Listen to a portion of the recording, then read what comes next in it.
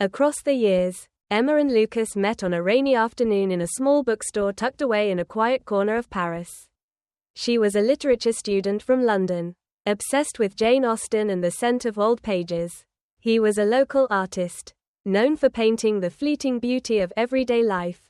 Their meeting was accidental. Emma dropped her copy of Pride and Prejudice, and Lucas picked it up with a shy smile that said more than words ever could. They started talking over coffee, first about books and art, then about dreams, fears, and everything in between. That one conversation turned into many, and soon, the City of Lights became a silent witness to the growing affection. They wandered through cobbled streets, shared secrets on riverbanks, and left parts of their souls in every place they touched together. But time wasn't always on their side. Emma had to return to London to finish her degree, and Lucas had commitments in Paris. They promised to make it work, to write letters, visit often, and believe that love could conquer distance. And for a while, it did. Their letters became lifelines, filled with longing, laughter, and sketches of imagined futures. Years passed. They faced moments of silence, heartbreak, and even doubt. Yet, they always found their way back to each other, sometimes through a phone call in the middle of the night, sometimes through an unexpected visit. Eventually, Emma returned to Paris, not for a vacation, but for good. She had realized that home wasn't a place, but a person. Lucas met her at the train station with a small bouquet of forget-me-nots and tears in his eyes. They moved into a small apartment above the same bookstore where they first met. Life wasn't always perfect, but it was real, and theirs. And every rainy afternoon, when the sky whispered memories, they'd sit by the window, fingers entwined, hearts still beating to the rhythm of that first accidental moment. Because some loves don't fade with time, they grow, quietly and endlessly, across the years.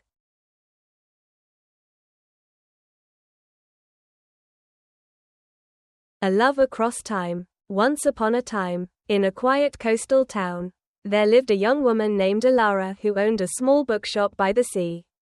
She loved the sound of waves crashing against the shore and the scent of old pages mixed with ocean breeze. Despite the peace around her, Alara often felt a lingering emptiness, as though she was waiting for someone she had never met. One stormy evening, a man named Cale stumbled into her shop, soaked from head to toe, seeking shelter. He was a traveler, a photographer who had been wandering the world capturing forgotten places and fleeting moments. They exchanged only a few words that night, but something unspoken passed between them, like a memory just out of reach. Over the following weeks, Cale kept returning to the bookshop. At first, he said it was to warm up or browse, but gradually, it became clear he was drawn not to the books but to Alara. They spoke of literature, music, dreams, and fears. He showed her photographs of faraway places. She read him poetry that made his heart still. One day, Cale revealed a photograph he had taken years ago on a remote island, of a girl sitting alone on a cliff, staring into the sea. Alara gasped. It was her, the same dress, the same scar on her hand, but she had never left her town, let alone traveled to that island. They were both shaken but curious. Digging deeper, they found out that their lives had crossed more than once, in small, subtle ways. A postcard he once lost in Paris had ended up in her attic. A lullaby she remembered her mother humming turned out to be from a country Cale had visited as a child. As the seasons passed, love bloomed between them, an old, soulful kind of love. They began to believe that perhaps they were meant to find each other in every life, across every distance, and through every storm. Years later, they still sat together in that seaside bookshop, now filled with photographs and stories of love that transcended time.